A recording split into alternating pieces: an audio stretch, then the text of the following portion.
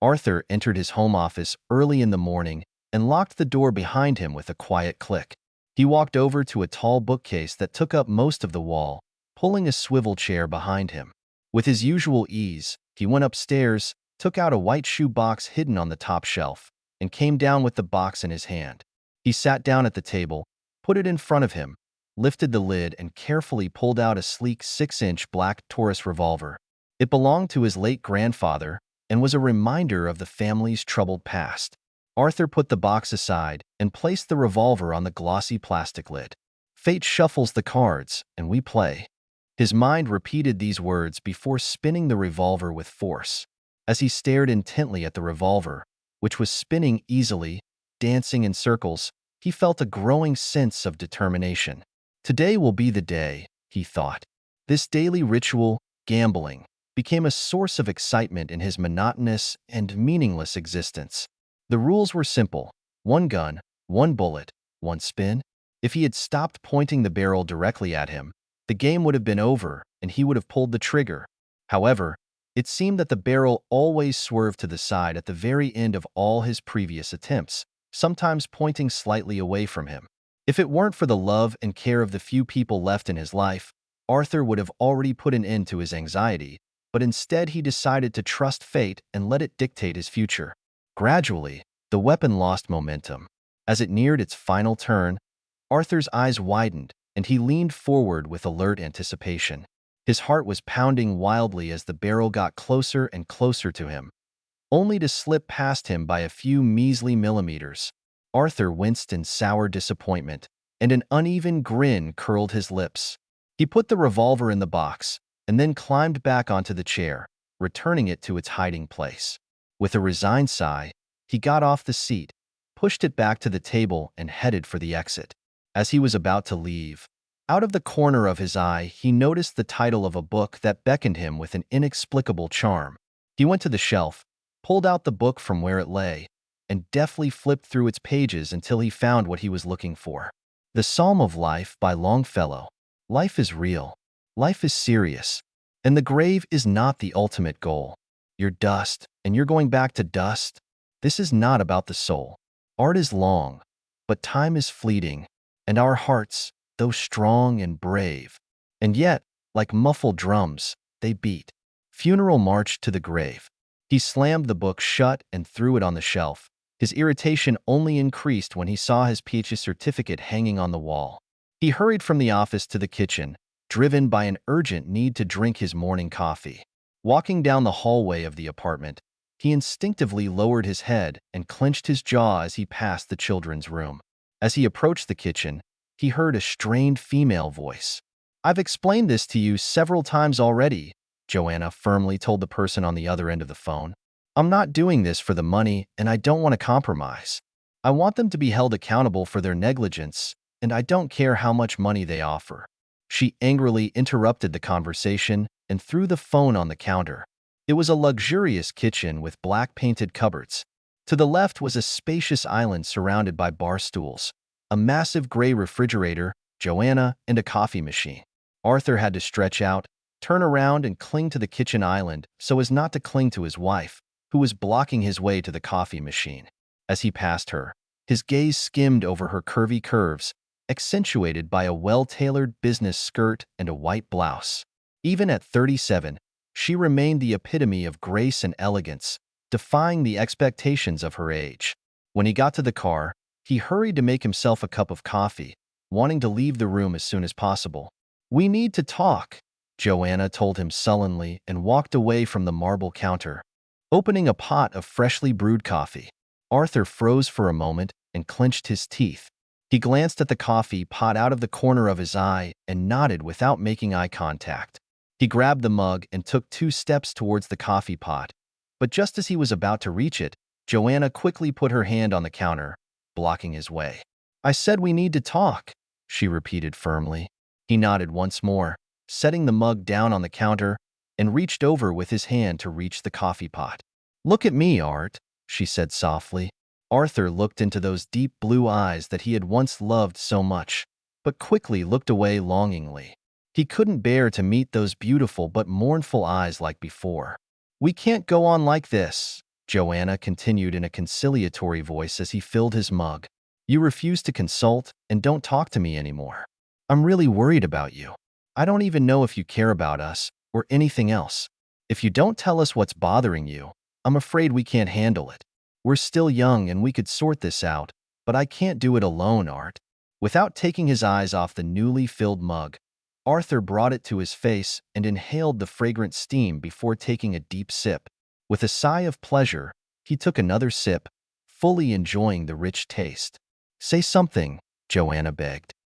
"Do you hate me?" Realizing that she wasn't going to let him enjoy his coffee in peace, the usually reserved Arthur decided to continue drinking his morning coffee in his car. Without saying anything, he just ignored her and headed for the front door. "Don't you dare turn your back on me!" She raised her voice in a furious tone. Arthur stopped for a moment, but did not turn around. He just shrugged and headed for the door, holding a cup of coffee in his hand. "At least tell me if you remember what's going to happen tomorrow," Joanna pleaded, her voice breaking. "Please tell me you'll be there." Arthur stopped at the door with his hand on the handle. "If you continue to ignore me," she warned, "there will be consequences. Can you hear me, Art?" As Joanna's threat echoed through the air, he couldn't help but think that this wasn't the first time he'd heard such a warning in recent months. However, he remained indifferent. His expression did not waver when he opened the door and left the apartment. He didn't even know that his departure had angered Joanna, who decided to teach him a lesson.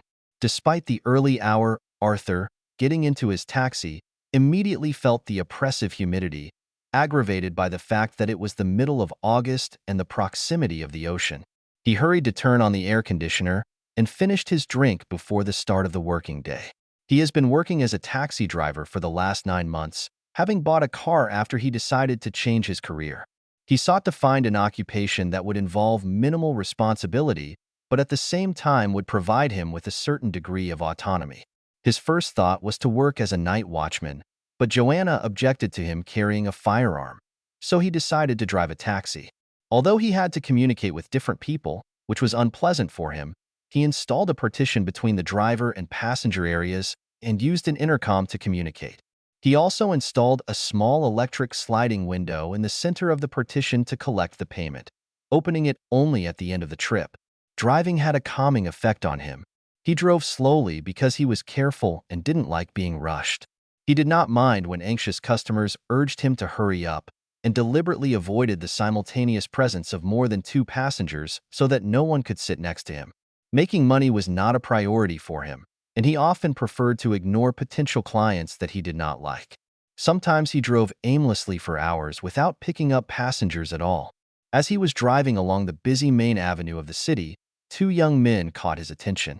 They were standing on the edge of the right sidewalk, waving vigorously and calling him to them. The first was a thin, dark-haired guy with distinct Latin features, and the second was plump, thick-set. They both looked to be in their 20s. As soon as he stopped in front of them, the 2 young men happily climbed into the back seats. Their incessant chatter and animated gestures made it clear that they were in the mood for a lively conversation. Before he could even find out about their destination, the car door in front of him suddenly flew open, and a tall, thin blonde man jumped in and slammed it behind him.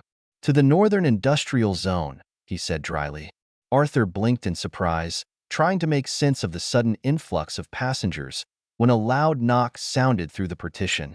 "If you want to say something," Arthur explained to the 2 passengers in the back, "just press the intercom button." This apparently did not convince them, because immediately another, louder knock was heard. Arthur had to open the sliding window. "Hey, dude," the chubby guy said. "Why did you put up that damn partition? We feel like trapped animals here. Leave it open, so we can talk freely." "You heard, Blondie, we're going to the Northern Industrial Zone." Arthur studied the 2 young men in the back seat through the rearview mirror before glancing at the blondie, his expression betraying a hint of disapproval. Although he briefly considered ordering the chatty trio to get out of the car, he quickly realized that this would prove to be a difficult task. Instead, he accepted the situation, considering the trip to be relatively short, and hoped that it would pass without any unpleasant incidents. Shortly after the start of the trip, there were complaints about his sluggish driving. He received complaints with comments like, "What's the delay? Are you racing against a snail? Or, come on, even the old lady on the sidewalk is moving faster than us. Nevertheless, Arthur remained calm, and the passengers gradually calmed down and turned their attention to their smartphones. The Scottish philosopher, Blondie suddenly said, trying to solve an online crossword puzzle. For letters. Hume, the chubby guy replied. Astonished, Arthur looked at him in the rearview mirror. God, Chub, how do you know all this shit? The impressed Blondie asked. Chubb's reply was delayed as the conversation was interrupted by a Latin American. Ugh, look at how this dude cleans dog shit on the sidewalk. There's no way I'm going to do that. That's why you don't have a dog, Tito, Chubb teased him. Even if I had one, Tito replied, I'm not going to collect this shit. Are you going to change diapers for your children in the future? The Blondie asked Tito, having fun. No, damn it. It's their mom's job. You'll sing differently when you have a child of your own, Arthur suddenly intervened. Do you have kids? Asked Blondie. Arthur's face frowned, and after a pause he replied, No. Then why are you even talking about things you have no idea about? Tito grumbled. Why not say something smart instead, Mr. Driver? Something that you really have an idea about. Life is a constant process of dying, was Arthur's bitter reply. What the hell, dude? Tito expressed his concern. Forget I asked. However, Arthur persisted in his monologue. Grief is the price we pay for love, but is it worth it? After that, the group remained silent. Arthur felt relieved when they reached the industrial area. We have arrived, he informed his clients. Where exactly should I drop you off? Just drive straight. I'll show you, Blondie replied. Arthur noticed that Chubb and Tito had started fidgeting in their seats and were looking at him warily through the rearview mirror. A minute later, Blondie pointed his finger in a certain direction. Here, turn right into that covered alley between these two buildings. As soon as Arthur turned the taxi around, Blondie ordered him to stop. Arthur checked the meter and said the fare was $19. Blondie made a move as if to pull out his wallet, but instead pulled out a snub-nosed revolver and aimed it at Arthur. Empty your pockets, dude, he demanded angrily. I need your wallet, money, and phone. Give me everything you have.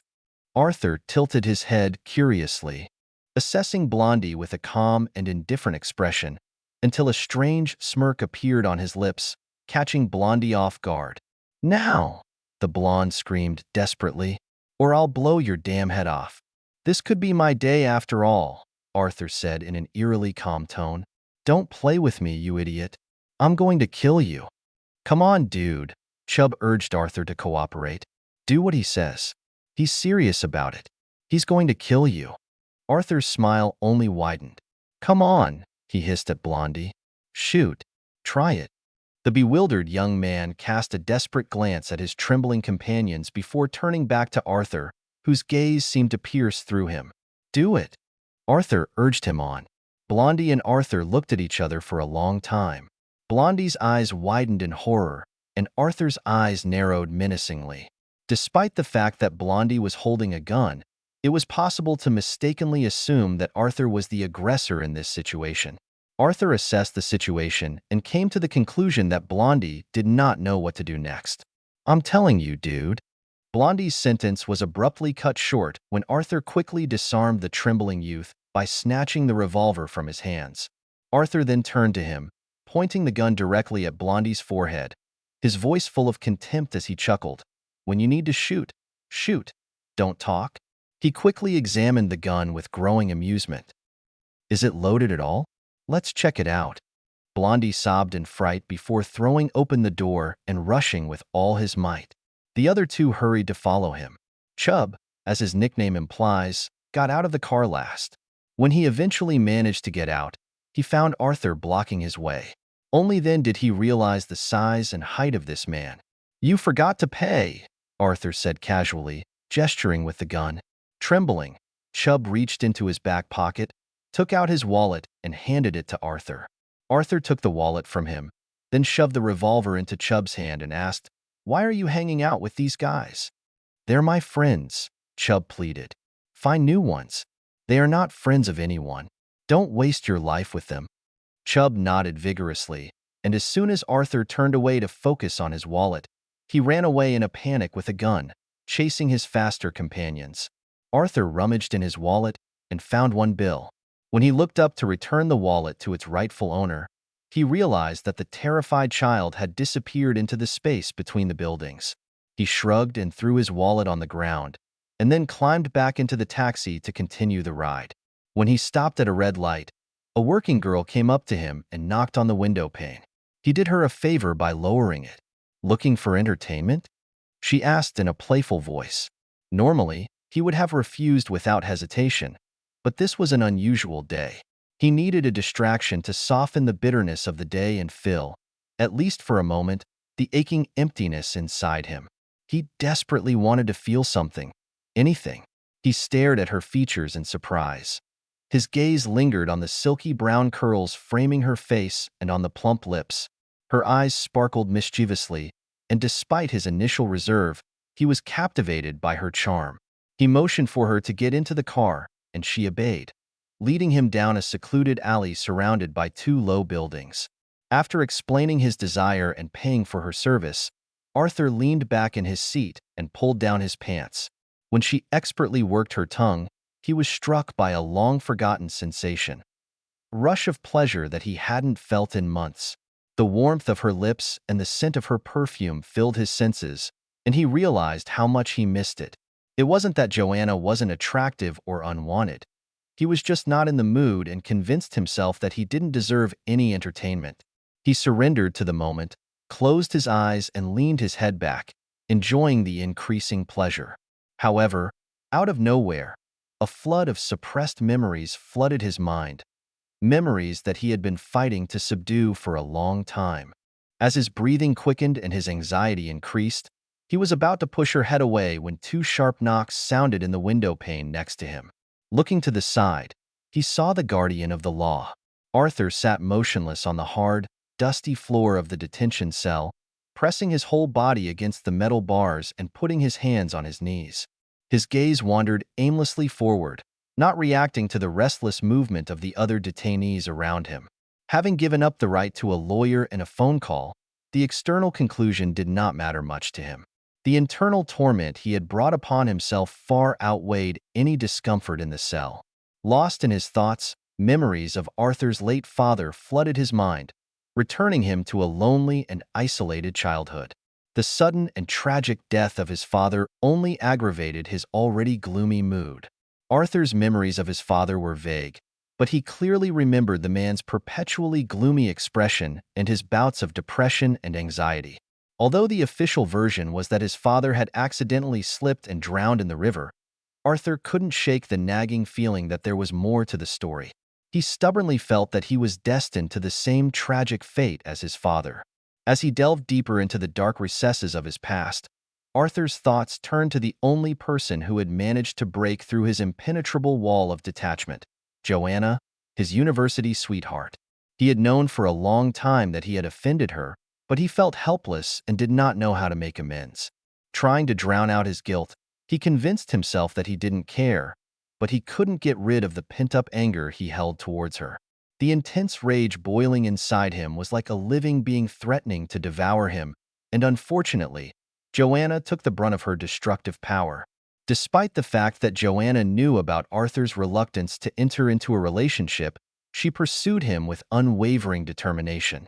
He tried to warn her that he was not cut out for family life and urged her to stay away from him because he was haunted by the demons of anger, resentment, and depression that had plagued his family for generations. However, Joanna refused to accept the answer, no. She was fascinated by Arthur's tall stature, razor-sharp mind, and, above all, his gentle and dignified demeanor. Despite any doubts or negative thoughts he might have about himself, her love for him was unconditional. Eventually, Arthur realized that he felt the same way about her, and they became inseparable.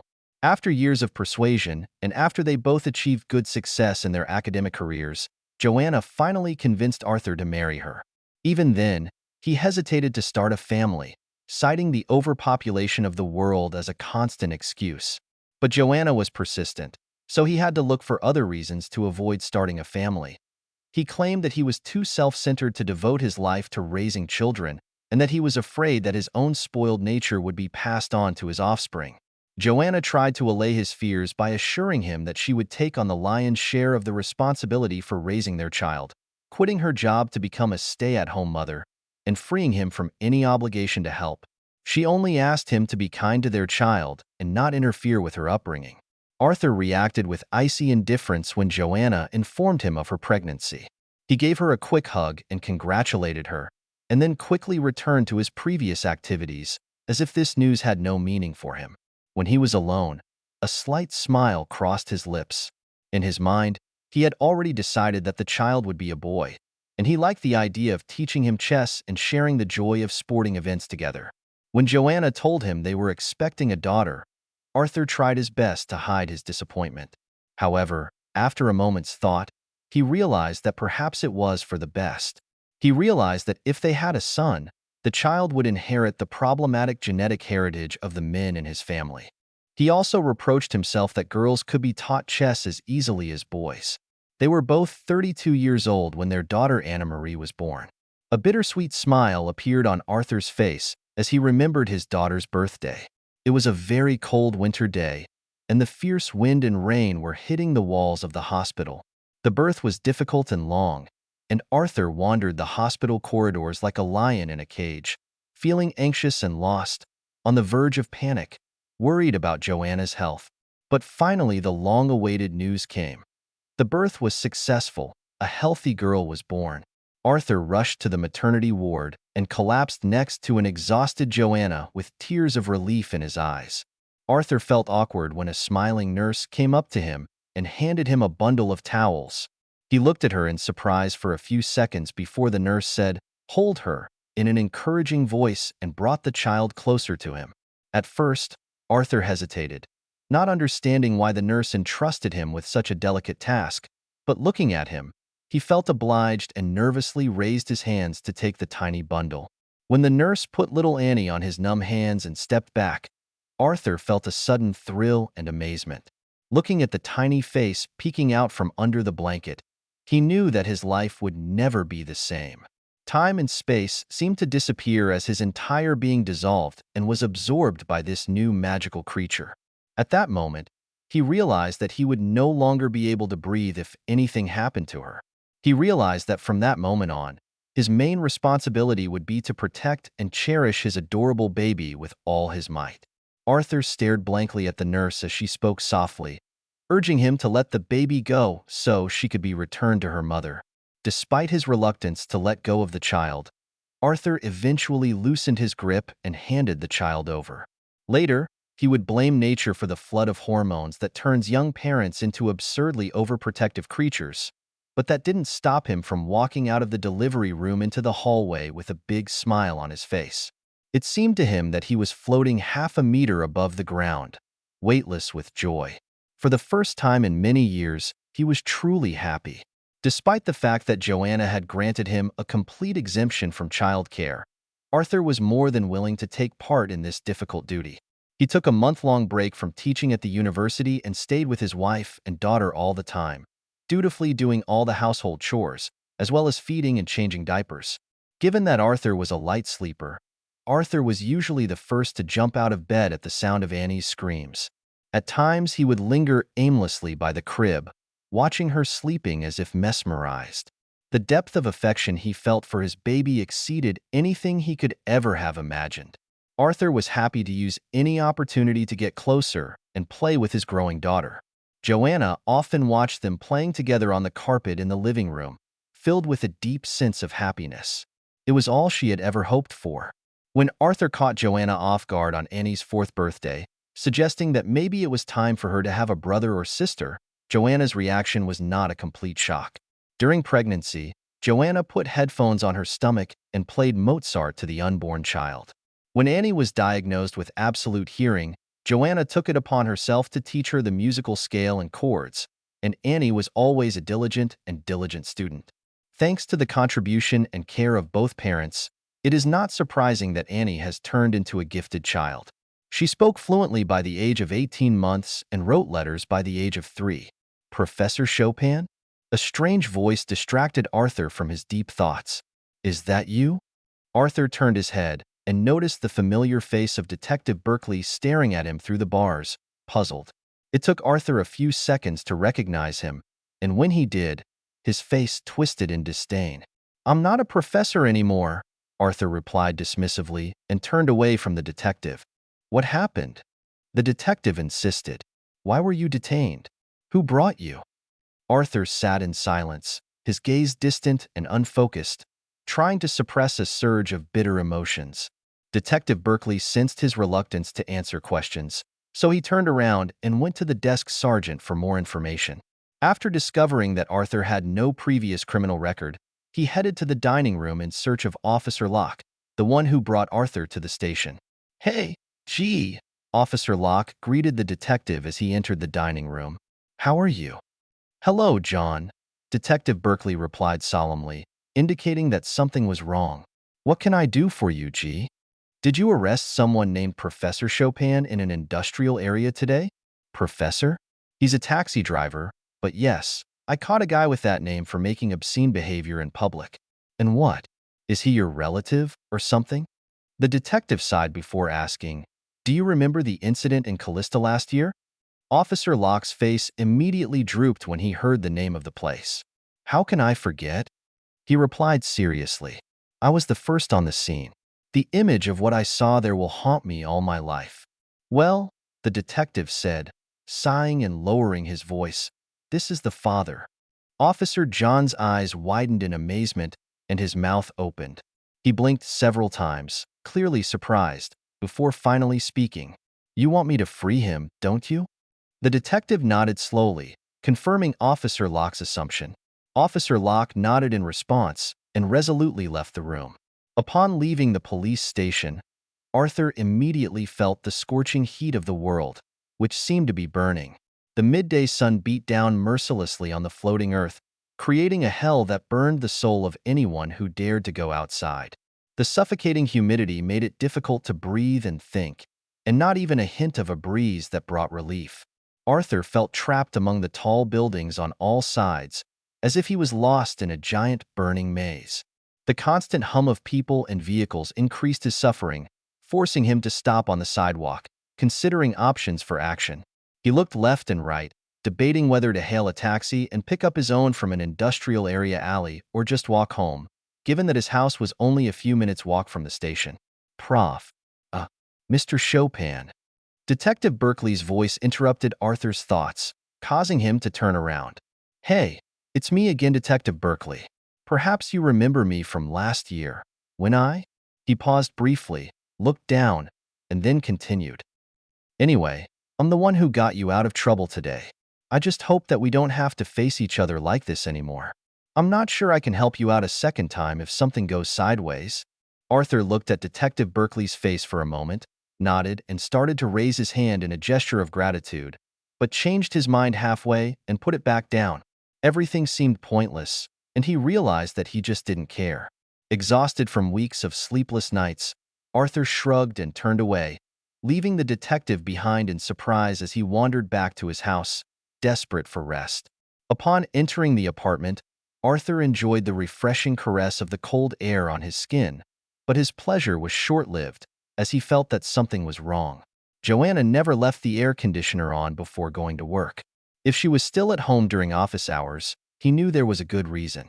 A strange noise, like the soft creak of a mattress, echoed through the rooms, and Arthur wondered if he was suffering from hallucinations from sunstroke. However, his intuition pushed him to the bedroom door, where he finally revealed the truth. Joanna was sitting astride a handsome young man leaning against the headboard of the bed.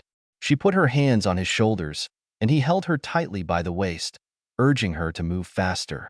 Arthur's attention was drawn not only to the scene itself, but also to the fact that the stranger was completely naked, while Joanna was still wearing the classic white shirt she had worn earlier that day, although she was stripped below the waist. The guy's face was beaming with satisfaction, but Joanna looked serious and unfeeling, treating the meeting as if it were a simple business transaction. Arthur stood motionless in the doorway, not taking his eyes off the amazing scene unfolding in front of him. Infidelity was the last thing he could associate with Joanna.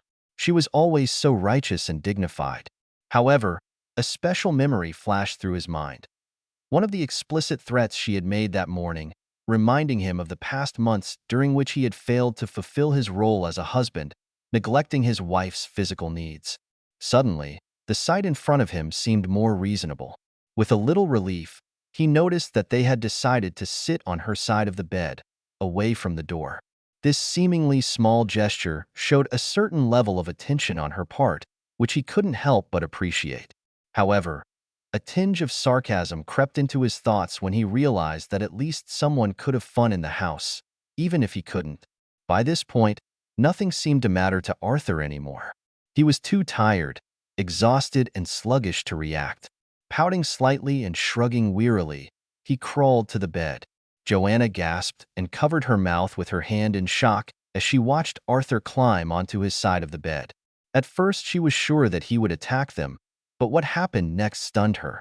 Arthur fluffed up the pillow and curled up in the fetal position, with his back to them and still in his shoes. Joanna and her lover exchanged puzzled glances, not understanding what was going on. At first, the young lover decided that his life was in danger when he noticed the tall husband. But when Arthur just lay down next to them without moving a single muscle, he came to the conclusion that the couple was playing some kind of perverted game and that Joanna was involved in it. His initial fears were replaced by amusement, as he saw in the situation a unique chance to participate in the realization of another person's fantasy. The idea of pandering to a willing cuckold fascinated him. On the contrary, grief and sadness quickly replaced Joanna's initial panic. She realized that her husband had descended into such a deep and dark pit that he remained indifferent even to her betrayal. After a long and tense moment during which she stared in disbelief at her motionless husband lying next to them, she came to the conclusion that he was not going to take any action. This realization filled her with a feeling of cold rage and contempt. Without much enthusiasm, she continued her leisurely ride on her lover, all the while unable to take her gloomy gaze off her apathetic husband. When she finally turned her gaze to her lover, she was repelled by the smug and satisfied expression on his face. It wasn't long before she couldn't take it anymore and stopped, squeezing her eyes shut in pain. "What's the matter?" the young lover asked. "Why did you stop?" "Go away, Manny," Joanna said softly. Manny urged, "We've just started. Don't spoil the fun." He tried to motivate her by throwing up his hands, which were still resting on her hips. "No, just go," she exclaimed furiously. As Manny continued to ignore her request, she forcefully pushed his hands away, leaving scratches in the process. Then Manny threw her aside and jumped out of bed in a fit of rage. Standing in front of her, he raised his hand as if he was going to hit her. The venomous and mocking look she fixed on him, coupled with the presence of her big husband next to him, dissuaded him from this, and he lowered his hand. Regardless of any game, one should never wonder how a husband might react to physically abusing his wife in their bedroom. "Fuck you," he hissed before starting to get dressed. Joanna sat on the edge of the bed, patiently waiting for Manny to finish dressing and leave the room. When she glanced at Arthur from time to time, who remained motionless in the same place, she was overcome by a feeling of deep despair. She couldn't deny the fact that their relationship had probably reached the point of no return, and although she had hoped for a different outcome, she knew that hope had died. She was relieved when Manny finally left and the sound of the front door closing echoed through the house. She got to her feet, changed into panties and a skirt, and tried to fight back the tears that welled up in the corners of her eyes. In a voice breaking with excitement, Joanna begged Arthur to speak out. "Say something, please," she begged. But her words were met with silence. Becoming even more desperate, she raised her voice. "Say something, damn it. Do you hate me? Am I disgusting to you? Do you even care?" Her frustration grew. Joanna climbed onto the bed, knelt next to Arthur and screamed, "You bastard! Say something." Arthur remained motionless. Clenching her hand into a fist, she hit his arm with her lower rib and said in a voice choked with tears, "I hate you too. Yes, I hate you." She repeated this action, this time with the palm of her other hand, and added, "Admit it. You hate me. Blame me for everything and let's get this over with. At some point, she succumbed to emotions and began simultaneously hitting him on the side with both hands, shouting, "Say it! Just say it! You don't love me anymore. Maybe you never did. Just tell the truth. Hate me, and let's move on." After this useless outburst, she fell silent.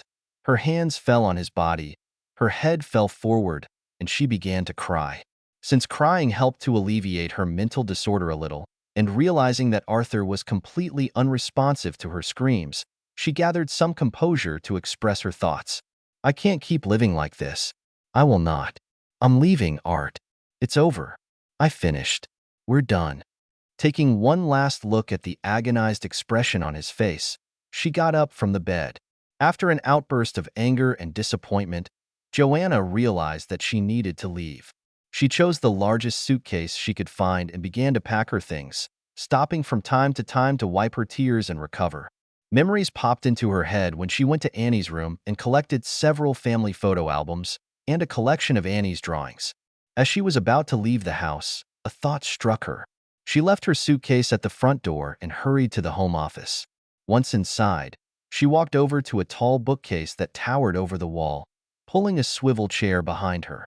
Arthur ignored the fact that Joanna had known about his deadly game for weeks. She had removed the bullet from the barrel of the revolver quite a long time ago, and also took care to get rid of the pack of bullets hidden in the bottom drawer of the table. Nevertheless, Joanna came to the conclusion that it would be unwise to leave the gun with him, since there would be no one to look after him. She climbed onto a chair and stretched her arms to the limit, reaching for a shoe box on the top shelf. With a little effort, she grabbed the rope and began the descent. But when she shifted her weight, she lost her balance, let go of the box, and dumped its contents on the floor. Taking out the gun, Joanna hid it in her purse. Next to the box, she noticed a folded piece of office paper that served as the bottom lining of the box. Intrigued by the dark pattern on the inside, she unfolded the piece of paper to examine it in more detail. As soon as she saw the sketch on the paper, her hand instinctively rushed to her lips to suppress a sharp gasp of fright. The drawing caught her off guard. Her face contorted in pain, and tears welled up in her eyes. An overwhelming feeling of sadness came over her. Arthur remained frozen in the same fetal position on the bed, his hands pressed to his exhausted face, as if in a protective position. Joanna returned to the bedroom, stood in front of him, and looked at his beloved features with a painful feeling of sympathy. Her heart ached to comfort him, but she felt helpless in the face of his suffering. She was afraid that further stay would lead her into the abyss of despair with him.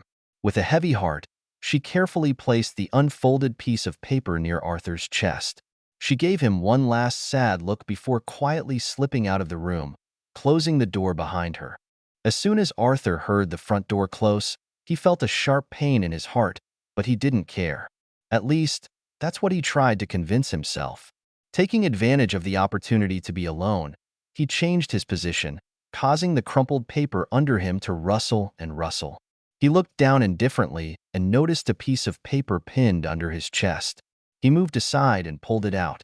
He was about to throw the paper on the floor, but something caught his attention. With a hint of curiosity, he stopped to examine the sketch. Suddenly, his heart skipped a beat, and a feeling of terror seized him, causing him to jump out of bed as if he had been scalded with boiling oil. Frantically muttering, "No, no, no," and clutching the paper with a trembling hand, Arthur carefully examined every detail of the pencil drawing in front of him.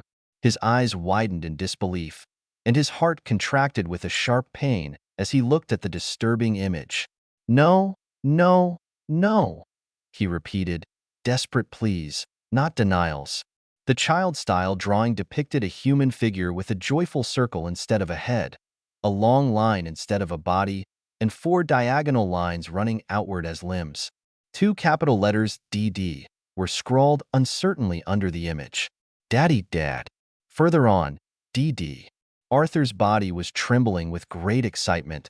His hands were tightly clutching the paper. He was teetering on the verge of tearing her to shreds, but his will wavered and he couldn't bring himself to do it. The paper wrinkled under the pressure of his fingers, and he squeezed it even harder, closing his eyes and writhing in agony. When he finally opened his tear-stained eyes, he looked at the paper with deep and immense sadness, slowly shaking his head from side to side. Arthur suddenly had a radical idea, a way to cope with his new and unbearable suffering. He carefully placed the piece of paper on the bed and frantically rushed to the home office. "No!" he shouted, bursting through the door. His gaze immediately fell on an empty shoe box lying on the floor with the lid thrown next to it.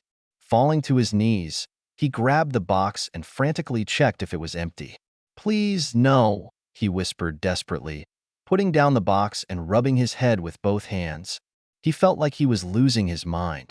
Since their apartment was on the ground floor, a desperate jump from the balcony was impossible. Arthur looked around the room, feeling as if the walls were pressing down on him, and the whole universe was conspiring against him. He couldn't stay here a moment longer. Getting to his feet, he rushed to the front door, desperately trying to escape. Joanna was sitting in her car, parked in the space reserved for her under a tall apartment complex. Although the engine was running, she remained motionless, overcome by a new wave of regret and sadness. It was impossible to leave, but it was also unbearable to stay. Fresh tears rolled down her cheeks. Looking around, she noticed that Arthur's taxi was missing, and she became curious where it was. Suddenly, a man ran out of the lobby of their house and strode along the sidewalk with his hands dressed up and his fists clenched. It was Arthur. His frantic muttering and unsteady movements indicated that he was not okay. Joanna's heart sank as she had a premonition of trouble. Without hesitation, she took off the handbrake and trailed after him. Arthur quickly reached the main avenue, turning sharply to the right, forcing oncoming pedestrians to step out of his way to avoid a collision. A careless and tall figure abruptly crashed into the shoulders of inattentive people engrossed in their phone screens. Arthur continued to walk forward with unwavering and determined steps, unperturbed by any obstacles encountered in his path, and hurried to an unknown destination. Concerned for Arthur's well-being, Joanna slowly followed him, creating a small traffic jam on the busy avenue. The signals from the impatient drivers behind her made it clear that she would not be able to continue like this for long. As soon as she found an empty parking spot, she hurriedly stopped, ignoring any legal consequences. Without delay, Joanna jumped out of the car and rushed towards Arthur, who was moving at an alarming speed. Her gut warned her that Arthur was in danger, but she couldn't determine where he was going. She made a firm decision to keep a close eye on him and not lose sight of him. It was a hot August day, and Arthur moved forward, driven by an inexplicable desire to continue driving through the noisy streets of the city center. He had no idea where he was going, but he knew that he hated being in a confined space. The suffocating urban maze of metal and concrete closed around him, and he needed to break free and go far beyond the city limits. Because of the searing heat, streams of sweat ran down his forehead, soaking his shirt collar, but he did not pay attention to his physical discomfort. His mind was consumed by a violent inner turmoil. He struggled to hold back the painful memories. Despite his best efforts, traumatic experiences relentlessly surfaced, wave after wave of grief and longing, each of which increased in intensity, threatening to engulf him in a sea of emotions. For several months he had been building a huge dam around his soul, but now he felt the first cracks forming and realized that the dam would soon collapse. Time was running out, and he needed to escape from everyone and everything before the dam burst, causing an uncontrollable flood. As he was rushing along the sidewalk, a woman with a stroller approached him. The sight of a child in a stroller clapping and smiling at him brought back another burst of painful memories. He could clearly see her sitting in a child's chair with her cheeks smeared with applesauce. He waved a full spoon over her head like an airplane flying in the sky. "Okay, girl, here's the plane. Open wide and wow. Yum, yum. Good job. BB. No, honey, I'm your dad, not BB. You already call your mom, Mom. Can you please say Papa for me? BB. Okay, let's take our time. How about DD? DD. Hurrah. Good job. Now let's try yes, yes. BB. Oh my God. How about Dee again? Dee. Okay, let it be Dee. I can live with that. Dee. Dee. Why are you grinning? You little rascal. From that moment on, he began to be called Didi, and the girl was also called Didi, in accordance with the curious custom of parents to use their own nickname when referring to a child. On that hellish August day, a broken man, half trapped in his own mind, was walking along a busy avenue in a cursed part of the city. Each leaden step brought back an inevitable memory. Each one was more painful than the last. He wanted to escape from the shop windows. The furniture store window brought back memories of him and Joanna cuddling on the couch in the living room, with little Annie writhing between them. The baby put her tiny hand on her mother's waist, trying to push her aside. When you grow up, little lady, Joanna joked, you'll have to find your man. My Didi, the little girl replied confidently, hugging her father around the waist. Didi is mine. Your little tomboy is very possessive, Joanna teased Arthur, laughter escaping her lips. I wonder who she got this trait from. I'm afraid I have serious competitors here. Joanna's heart was pounding heavily as she struggled to keep up with Arthur's long, deceptively fast steps on the hot sidewalk. At times, she would go for a light jog to match his pace. Her face was flushed from the heat, and her sweat-soaked hair stuck to her skin. She had avoided walking along this part of the avenue for almost a year for a very good reason, but now she had no choice if she wanted to keep a close eye on him. Joanna stopped abruptly when Arthur suddenly stopped dead in his tracks and turned to the right, casting a look of disgust and contempt at the shop window. With a distorted face of anger, he raised a trembling fist, as if he was going to hit the glass, but quickly lowered his hand and continued walking. Joanna followed closely, her heart pounding with anxiety, until she reached the same place where Arthur had stopped. She stopped too, closed her eyes in pain, and then opened them again and turned her head to look up. Her heart sank at the sight of the store's sign with the inscription, Calista. A year earlier, Joanna and 4-year-old Annie entered a clothing store and were relieved to feel the cool air inside after enduring the scorching heat outside. We're here, Joanna told Annie. We're going to pick up a birthday present for Dad. His birthday is in 2 days. Mommy, can I choose Didi's gift? I've already chosen a gift, dear. All we have to do is pick it up and pack it. Why didn't you take me with you to choose a gift? Asked Annie, pouting. Because you were in kindergarten, dear. But I'll make up for it by buying you something nice here, okay? Annie nodded enthusiastically. Taking Arthur's gift, Joanna and Annie went up to the second floor of the store to look into the children's department. Walking down the aisles, Joanna couldn't help but notice the elegant designer women's jacket that caught her attention. She went over to check the price, and one of the sellers immediately approached her. Excuse me, Joanna asked. Do you have this jacket in size 8 in black? Of course, ma'am, the salesman replied with a smile. I'll bring it to you right now. She disappeared between the shelves and quickly returned with the requested size and color. Joanna let go of Annie's hand and began to try on the jacket, and Annie took the opportunity to inspect the nearby shelves. Please stay close, Annie, Joanna reminded her daughter, but the only response was an absent nod from Annie. She continued walking until she reached the railing that overlooked the lower floor. The metal bars were cold to the touch, and Annie's fingers closed around them, her gaze fixed on the colorful display below. Annie, come here, honey, Joanna called. But Annie stood there, lost in her own world. Joanna hesitated, but decided to leave Annie as she was still within sight and the railing seemed secure. Meanwhile, Joanna put on her jacket and posed in front of the nearest mirror. It fits you perfectly, the seller praised. At that moment, there was a sudden loud crash throughout the store, accompanied by the sound of breaking glass and the heart-rending scream of a terrified customer. Joanna's head jerked towards the railing in horror. Annie, where are you? She screamed in panic. In desperation, she rushed to the railing and peered over its edge. What she saw was a sight that no parent should ever witness. Her shrill scream of terror tore through the air, sending chills through everyone who heard it. This sound will haunt them for years to come. After a thorough investigation, it turned out that safety regulations require that there be a maximum distance of 10 centimeters between the balusters.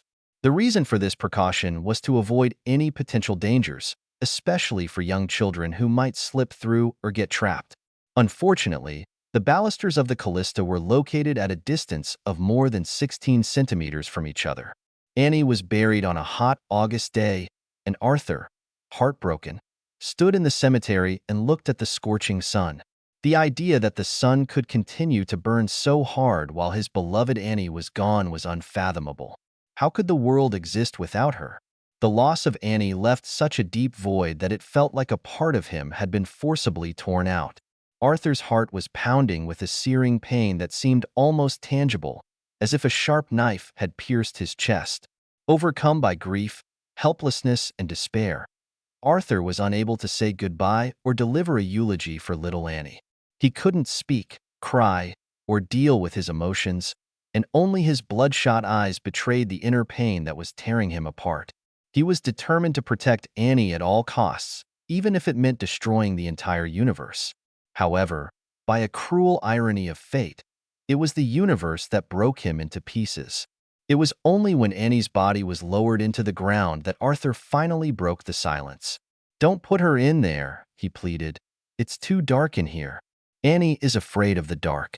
His agony was so intense that he tried to follow Annie to the grave, and it took 6 people to hold him back. He asked to be buried next to her, but his wish was not granted.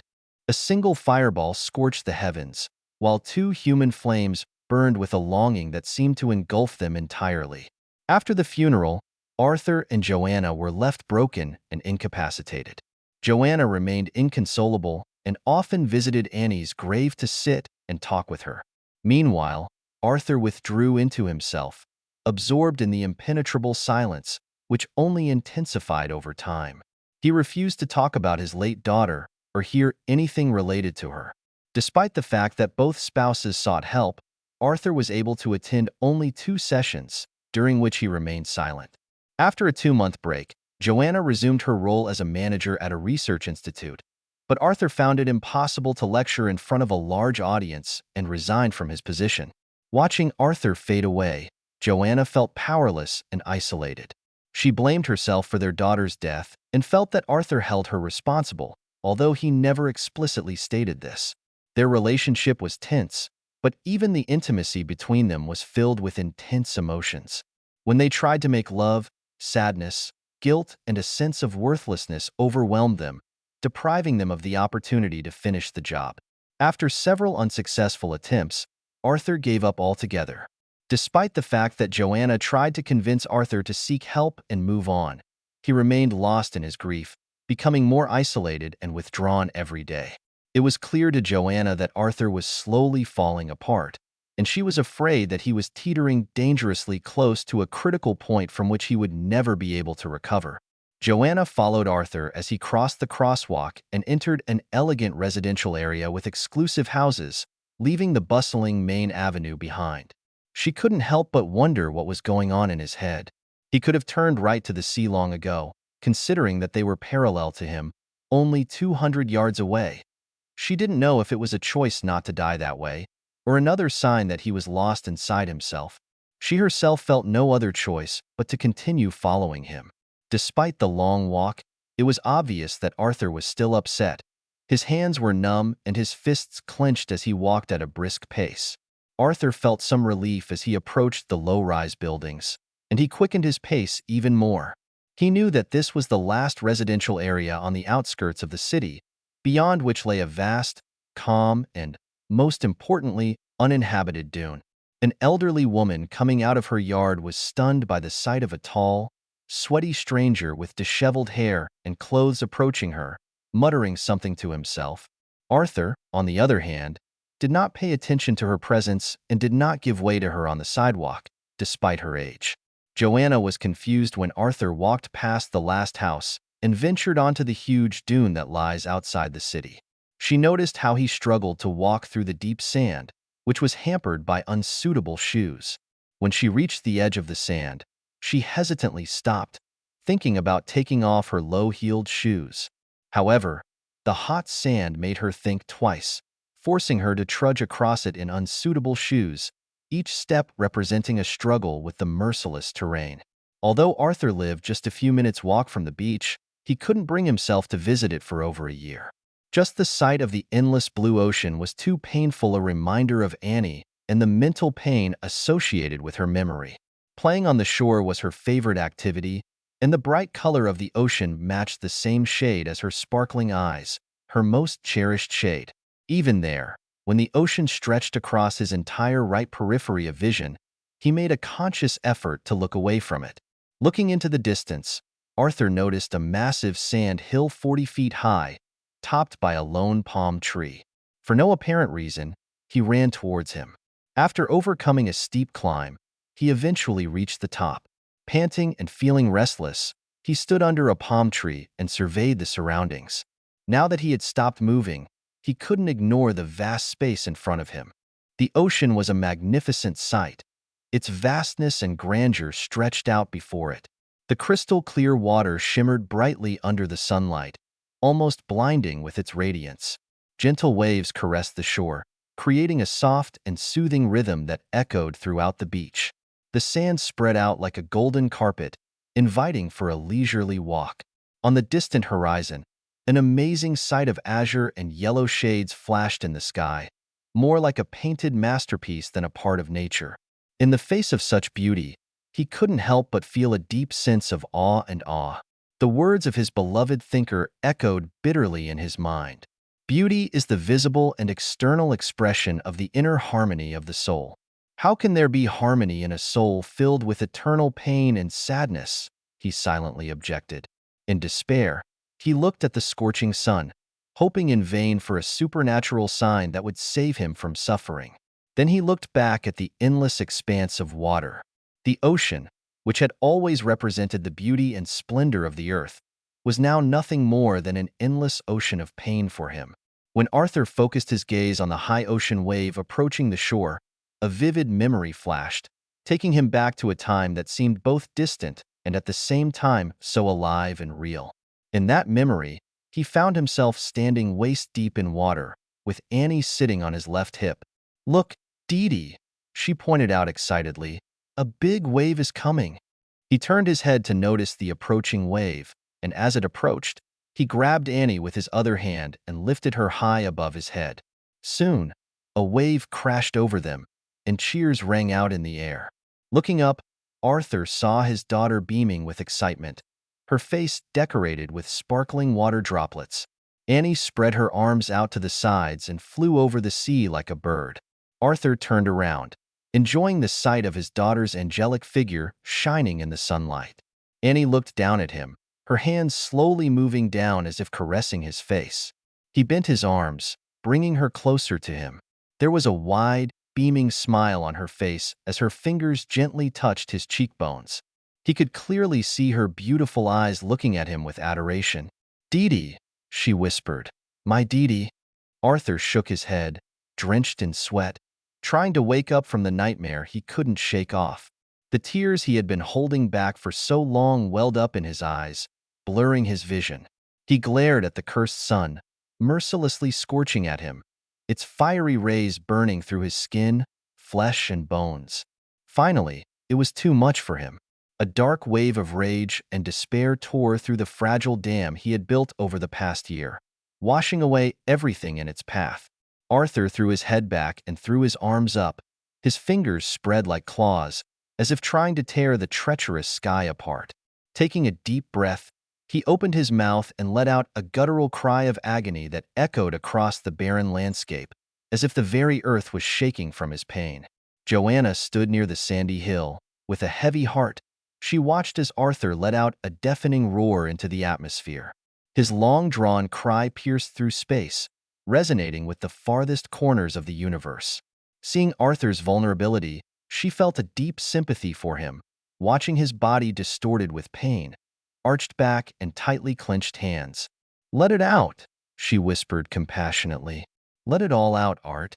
Arthur screamed until there was no air left in his lungs. Then he collapsed to the ground and leaned forward, putting his hands on his knees and sobbing inconsolably. The floodgates of his pent-up emotions burst open, and all the tears that should have been flowing a year ago cascaded out of his eyes. His body continued to convulse with each heart-rending sob until he stopped, startled by another scream that shook everything around him. At first, he thought it was his own echo, but soon realized that it wasn't. Turning his head to the right, he noticed the figure of a woman at the foot of the hill. Joanna hadn't expected this, but Arthur's agonized scream shattered something inside her, causing her emotional dam to burst as well. She let out a spontaneous cry of agony as a colossal wave of emotion overwhelmed her, shaking her to the core. With a shrill cry, she fell to her knees and gripped the burning sand tightly. Her body surged forward, uttering a guttural cry of despair, directed at the ruthless earth that had taken Annie from her. When her lungs finally gave out, she gasped for air and let out another agonized scream before dissolving into a torrent of harsh, intuitive sobs.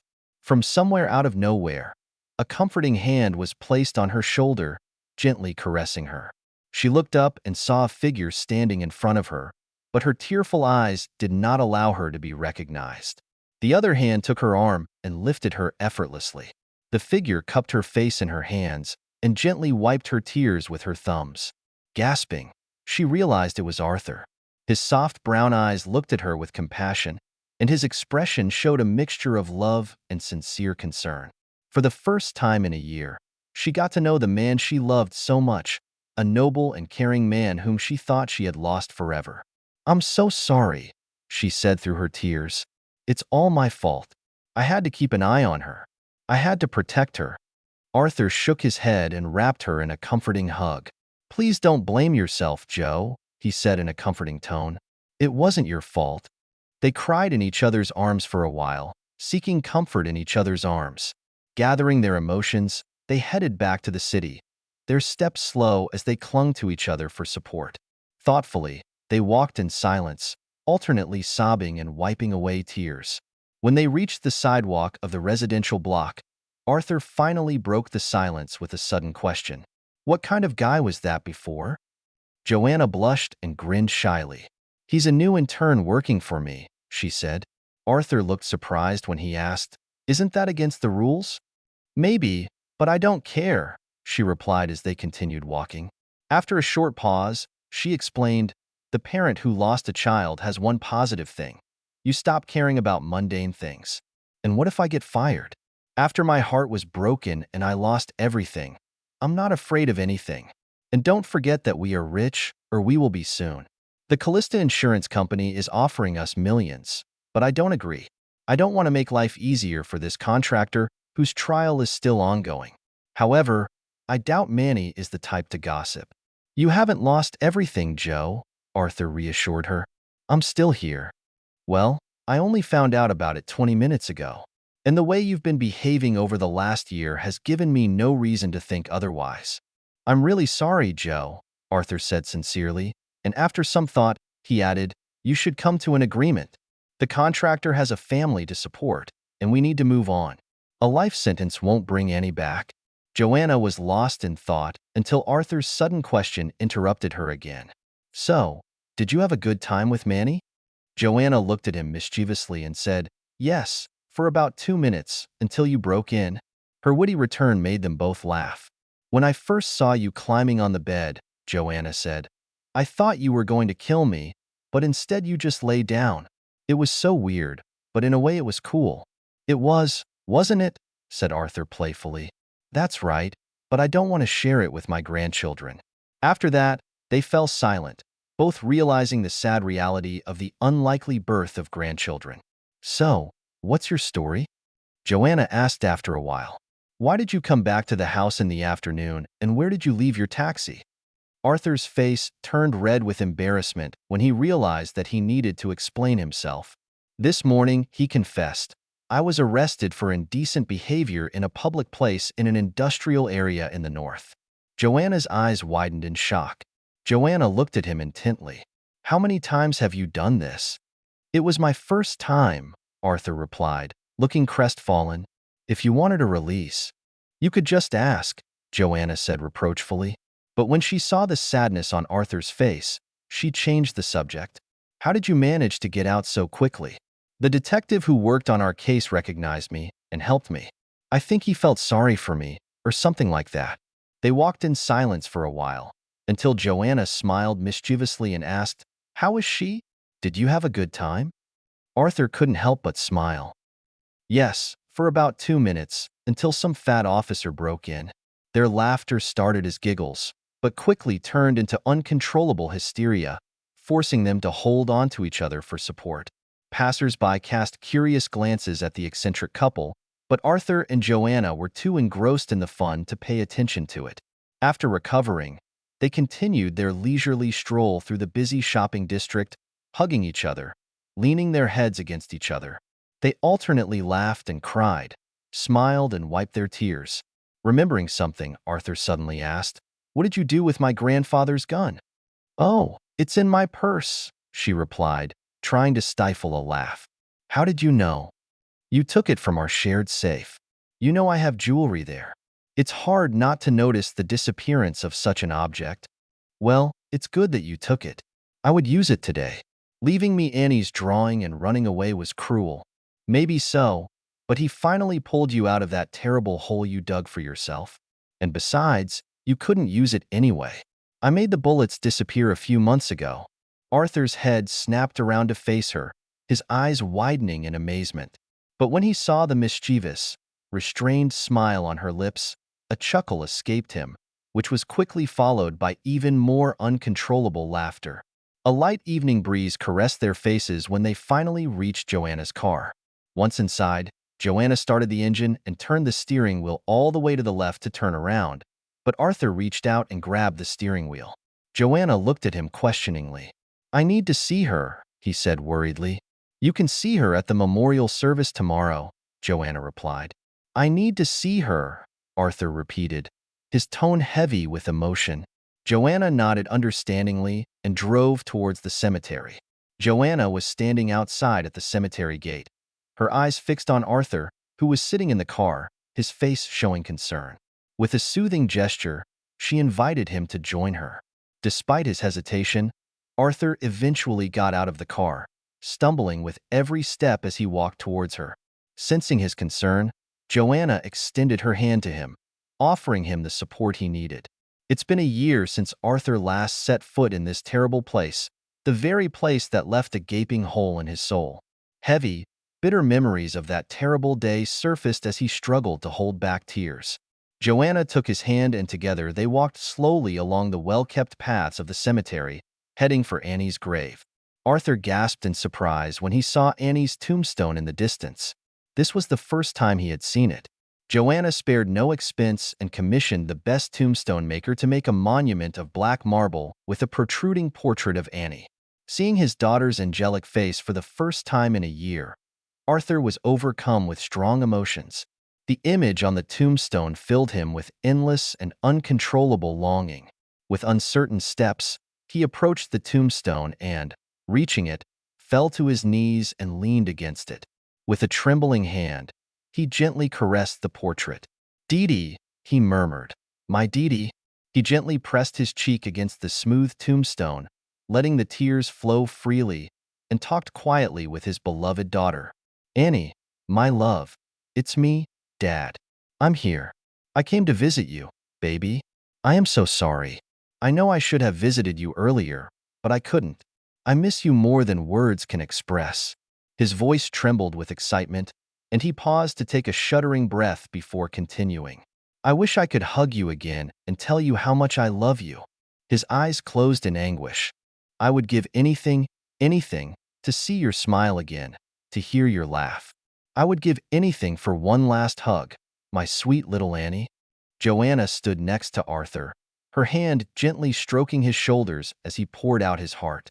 She shared his pain, feeling the weight of his grief pressing down on her own heart. Overcome with emotion, she knelt beside him, her hands resting gently on the hard surface of the stone. "I'm very sorry, my dear Dee-Dee," Arthur lamented. "I should have been by your side to protect you and ensure your safety. I failed you, girl. Please forgive me." With these words, he collapsed onto the foot of the stairs, his body shaking with sobs of agony and sadness. Joanna soon followed him. Together they mourned the one they had lost and the pain that would never really subside. After the grief that seemed to last forever, and after Joanna also poured out her heart, Arthur straightened up, turned to Joanna with a tear-stained face and said, I don't want to end up with an old man crying all the time. Joanna raised her arms to hug Arthur's face, wiping away his tears with her thumbs as she spoke. We won't be able to avoid tears, Art, but we'll also laugh. We will cry and laugh, cry and dance, cry and continue to live. Annie would like us to keep moving on. As long as we have each other, we can get through this. What if I can't do it? Well, in that case, you can always go back to the dune and scream at the top of your voice. I'll go with you. They both let out a brief laugh before Arthur nodded in agreement. Let's go home, Joe, he said. I really could use a bath. Yeah, me too. I'm covered in sand, sweat, and tears. Do you want to go to the industrial area and pick up a taxi? Forget about the taxi. I'll talk to Professor Marks tomorrow morning. He told me that I could always come back when I was ready. And besides, I don't have my car keys. I think I left them at home. And we have to hurry. I left the front door open. They both laughed again. Joanna was standing under warm water, enjoying the soapy foam on her skin, when she heard the shower door creak behind her. Glancing over her shoulder, she noticed Arthur standing there, his naked body glistening in a mist of steam, a shy smile playing on his lips. Is it okay if I join you? He asked. Joanna grinned, feeling a shiver run through her body. Actually, she said, I could use a back rub. Do you mind?